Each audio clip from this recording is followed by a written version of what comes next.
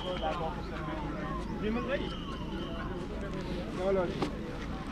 देखेंगे यार पीछे आइयो, ये गाड़ी जो है सुंदरबनी इलाके के लिए यार पीछे आइयो, खुद यार गाड़ी भी आएगी। सुरेंद्र चौधरी उस समय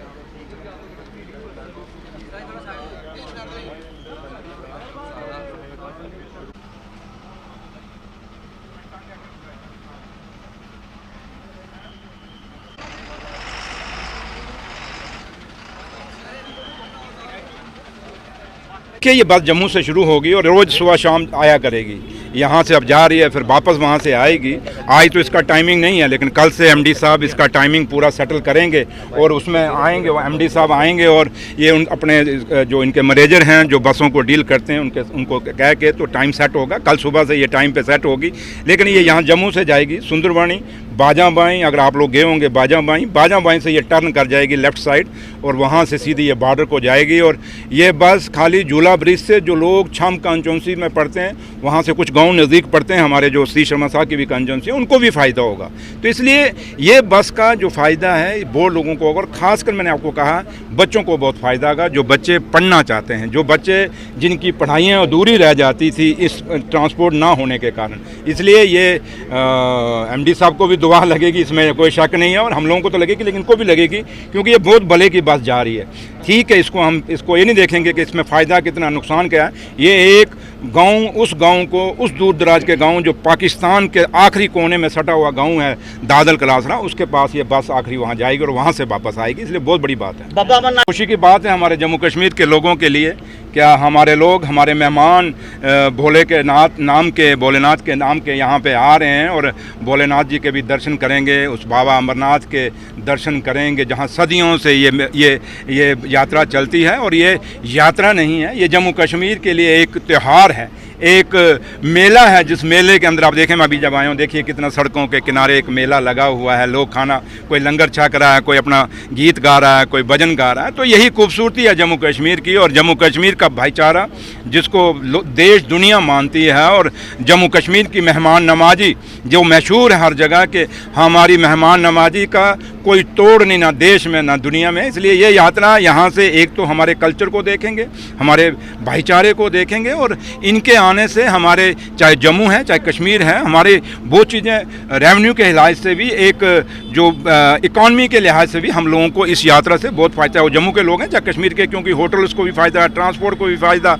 और भी अब बाबे की माता भी जाएंगे कहीं टूरिस्ट में। लेकिन ये यात्रा हम सब के लिए, आपके लिए भी और जो कश्मीर के लोग हैं सब के लिए फ़ायदेमंद है। खुशी की बात है हमारे जम्मू कश्मीर के लोगों के लिए। क्या हमारे लोग, हमारे मेहमान भोलेनाथ के नाम के यहाँ पे आ रहे हैं और भोलेनाथ जी के भी दर्शन करेंगे, उस बाबा अमरनाथ के दर्शन करेंगे जहाँ सदियों से ये यात्रा चलती है। और ये यात्रा नहीं है, ये जम्मू कश्मीर के लिए एक त्यौहार है, एक मेला है, जिस मेले के अंदर आप देखें, मैं अभी जब आया हूँ, देखिए कितना सड़कों के किनारे एक मेला लगा हुआ है, लोग खाना, कोई लंगर छक रहा है, कोई अपना गीत गा रहा है, कोई भजन गा रहा है। तो यही खूबसूरती है जम्मू कश्मीर की, और जम्मू कश्मीर का भाईचारा जिसको देश दुनिया मानती है, और जम्मू कश्मीर की मेहमान नवाजी जो मशहूर है हर जगह के, हमारी मेहमान नवाजी का कोई तोड़ नहीं, ना देश में ना दुनिया में। इसलिए ये यात्रा यहाँ से एक तो हमारे कल्चर को देखेंगे, हमारे भाईचारे को देखेंगे, और इनके आने से हमारे, चाहे जम्मू है चाहे कश्मीर है, हमारे वो चीज़ें रेवेन्यू के लिहाज से भी, एक जो इकॉनमी के लिहाज से भी हम लोगों को इस यात्रा से बहुत फ़ायदा है। वो जम्मू के लोग हैं चाहे कश्मीर के, क्योंकि होटल्स को भी फ़ायदा है, ट्रांसपोर्ट को भी फ़ायदा,